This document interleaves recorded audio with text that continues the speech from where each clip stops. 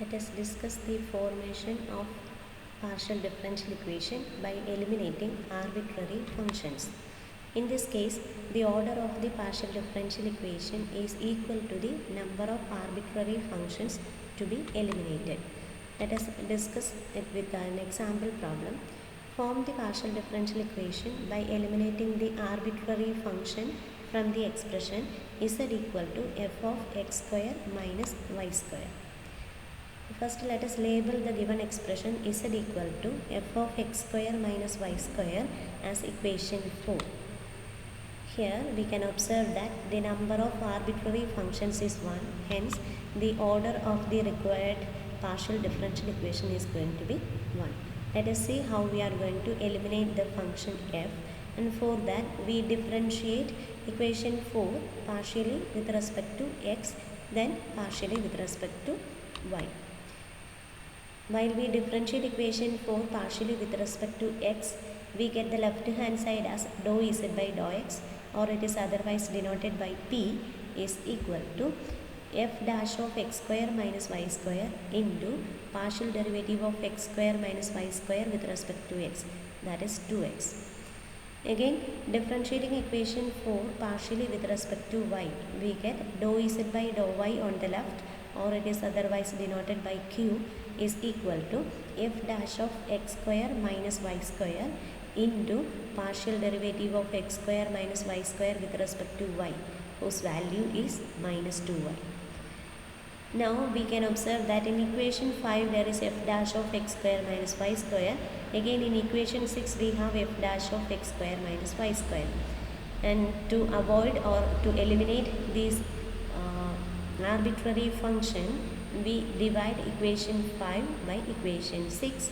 Then the left hand side becomes p by q and the right hand side becomes minus x by y. Cross multiply and simplify, we get y into p plus x into q is equal to 0. We can see that this is a partial differential equation having order 1. Let us consider another problem. Form the partial differential equation by eliminating the arbitrary function from z equal to f of x plus 80 plus g of x minus 80. In this problem, we can observe that there are two arbitrary functions given in the problem. Hence, we are going to get a partial differential equation of order 2 while we eliminate arbitrary functions from this expression. Let us look on to the solution. First, we label the given expression z equal to f of x plus 80 plus g of x minus 80 as equation 7. Now, differentiate equation 7 partially with respect to x.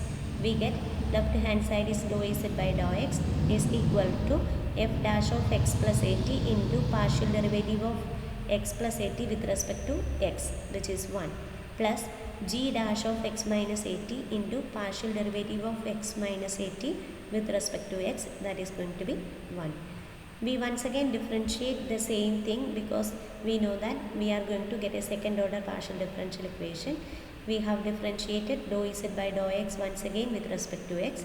Left hand side is dou square z by dou x square is equal to, right hand side becomes derivative of f dash is f double dash of x plus 80 into 1, which is the partial derivative of x plus 80, plus g double dash of x minus 80 into 1, which is the partial derivative of x minus 80 with respect to x.